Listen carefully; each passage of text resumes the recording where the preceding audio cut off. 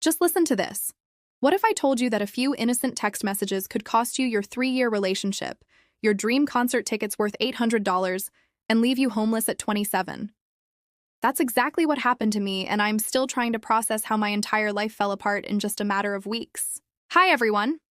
I'm sharing this story because I need to get it off my chest, and maybe some of you can relate to making one seemingly small mistake that snowballed into losing everything you cared about. Before we dive into this emotional roller coaster, I want to hear from you. Drop a comment below and let me know where you're watching from. Are you team understanding or team consequences? I have a feeling this story is going to divide opinions, and I'm curious to see where you all stand. My name is Sarah, I'm 27, and until recently, I thought I had my life figured out. I was living with my boyfriend, Mark. We'd been together for almost 3 years. Mark was the dependable type, you know? He worked at a distribution center, saved money religiously, and always talked about our future together. We shared this tiny downtown apartment where the walls were so thin you could hear every conversation next door. It wasn't glamorous, but it was ours. Mark wasn't the most exciting guy in the world, but he was stable, reliable, the kind of person your parents would approve of. Then something amazing happened. Mark won some money on a scratch-off ticket. Not life-changing money, but enough to do something special. And what did he do? He surprised me with tickets to see my absolute favorite artist, Taylor Swift.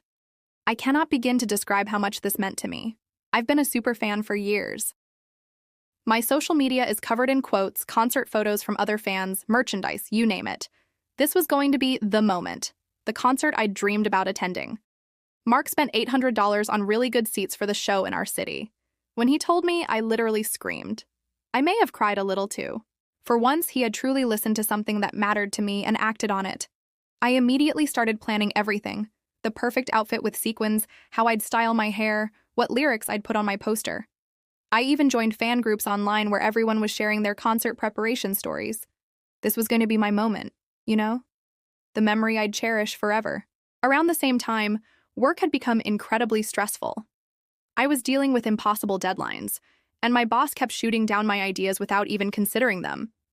The only thing keeping me sane was thinking about that upcoming concert. That's when I started getting closer to someone new at work. Let's call him Alex. He'd joined our marketing team about 6 months earlier, and he just got it. When my boss dismissed my presentation, Alex was the one who actually listened while Mark just told me to try again tomorrow, without even looking up from his video game. Alex would ask follow-up questions about my day. He'd remember little details about things I'd mentioned. Once, I casually mentioned loving this local coffee shop's caramel macchiato, and the next day he brought me one. It was such a small gesture, but when was the last time Mark had done something thoughtful without it being a special occasion? Our lunch breaks started extending into occasional after-work drinks. Nothing inappropriate, just decompressing after stressful days. I started telling Mark I was working late or meeting girlfriends. It wasn't really lying, I told myself, just avoiding unnecessary drama. Mark never asked for details anyway. He'd just grunt, okay, and go back to his game. Alex and I would talk about everything. Our dreams, our childhood memories, what we wanted from life. These were conversations I used to have with Mark before he started treating basic communication like it was exhausting work. With Alex, everything just flowed. He'd look me in the eyes when I spoke, like what I was saying actually mattered. We started messaging on social media because it felt safer than texting. Mark never checked those platforms, so it seemed like the perfect way to stay connected. At first, our messages were innocent. Work memes, song recommendations, inside jokes about our boss. But gradually, they became more personal. Thinking about you today, Alex wrote once after I'd called in sick. Meeting was boring without you there to exchange knowing looks with. I found myself constantly checking my phone for his messages. That little rush of excitement when I saw his name pop up on my screen. I hadn't felt that with Mark in ages. Alex understood my ambitions. When I talked about wanting more responsibility at work, he didn't respond with, "You already complain about being busy," like Mark did. Instead, Alex would say things like, "You're wasted in your current position. You're smarter than half the management team combined." During one particularly stressful project deadline, we stayed late at the office. We'd ordered takeout and were celebrating our success when it happened. Our first kiss. The office was empty. We were laughing about our boss's reaction to our work. And then, it just happened. We shouldn't have done that, I said afterward, though I didn't really mean it. I've wanted to do that for weeks, he replied. I should have stopped it there. But the truth is, it felt incredible to be wanted, to be seen. There were a few more kisses after that. Stolen moments in the supply closet, in his car when he'd drive me home during what I told Mark were girls' nights. Each time, I convinced myself it would be the last time. Each time I told myself it wasn't really cheating because it was just kissing, just emotional connection. I was lying to myself, but I wasn't ready to admit that yet. Meanwhile, Mark kept talking about the Taylor Swift concert like it was going to be this amazing bonding experience for us. He'd never even listened to a full album before, but suddenly he was acting like the perfect boyfriend, researching songs and asking about my favorite lyrics. But here's the thing. The concert was my thing, not ours. Alex understood that. He even knew my favorite deep cuts without me having to explain them. I started wondering what would happen after the concert. Maybe I'd finally have that honest conversation with Mark about how disconnected we'd become. Maybe I'd come clean about Alex, or at least about how unhappy I was. But I never got that chance because everything exploded in the most humiliating way possible. It was such a stupid mistake. I'd left my social media account logged in on Mark's laptop while trying to print some shipping labels for a side business I was starting, something else Mark had never shown interest in supporting. I thought I'd logged out, but apparently I hadn't. The moment I walked in from work, I knew something was wrong. Mark was sitting in our dark living room, staring at his laptop screen. Hey, what's up? Why are you sitting in the dark like some movie villain? I laughed, trying to lighten the mood. Mark didn't laugh. He just turned the laptop around, and there it was. All of my private messages with Alex stretching back weeks. The flirty messages, the inside jokes, the plans to meet up, the heart emojis. Everything.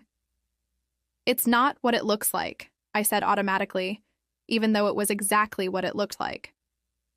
Really? Because it looks like you've been lying to me for months. His voice was so quiet, so controlled. I almost wished he would yell instead. They're just messages, Mark. We're just friends from work. You're overreacting. Friends don't tell each other they can't stop thinking about their kiss. Friends don't make plans to meet in parking lots so no one will see them together.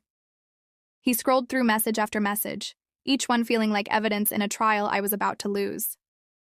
Fine. Yes, we kissed a few times, I finally admitted.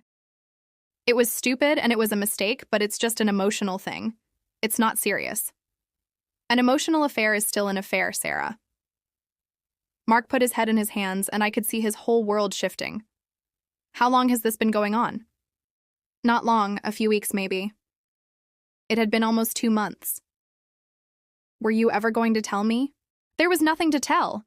This is exactly why I didn't say anything, because I knew you'd blow it out of proportion. I was getting defensive, trying to turn it around on him. If you paid more attention to me instead of your games and work, maybe I wouldn't have needed someone else to actually listen to me. Mark stared at me like I was a stranger. So this is my fault? You cheated on me because I worked too much to pay our bills? I didn't cheat. It was just a few kisses. And yes, part of it is your fault. When was the last time you actually asked about my day and listened to the answer? When was the last time you brought me coffee just because Alex makes me feel appreciated? The words hung in the air between us, and I could see something die in Mark's eyes. I've been working overtime for months to save up for that concert. For you. Because I know how much she means to you. And all this time, you've been... He couldn't even finish the sentence. That night, I slept on the couch. The next few days were unbearable. Mark barely spoke to me. He'd leave before I woke up and come home late. When I tried to apologize, it always turned into me defending myself. Then came the blow that shattered everything. I'm selling the concert tickets, he said one evening, not even looking at me. What? You can't do that. Those tickets are mine. You bought them for me. I bought them for us. For a couple that doesn't exist anymore. You can't just sell my tickets. That's my dream concert. Your dream was more important to me than it was to you. If it had mattered so much, maybe you wouldn't have risked it. The next day, while I was at work, he sold those tickets for $2,400. He even texted me a screenshot of the confirmation, like he was proud of destroying my dream. I lost everything that mattered to me because of what I convinced myself was just a mistake. Mark kicked me out of our apartment, blocked me on everything, and moved on with someone new within months. Alex wanted nothing to do with me once things got complicated. Half my friends took Mark's side after seeing our private messages. I'm now living with my parents at 27, watching concert videos on social media of the show I should have been at. Mark sold those tickets to a father and daughter, making their dream come true while destroying mine. Was I wrong? Maybe. Was his reaction too harsh? I thought so at the time.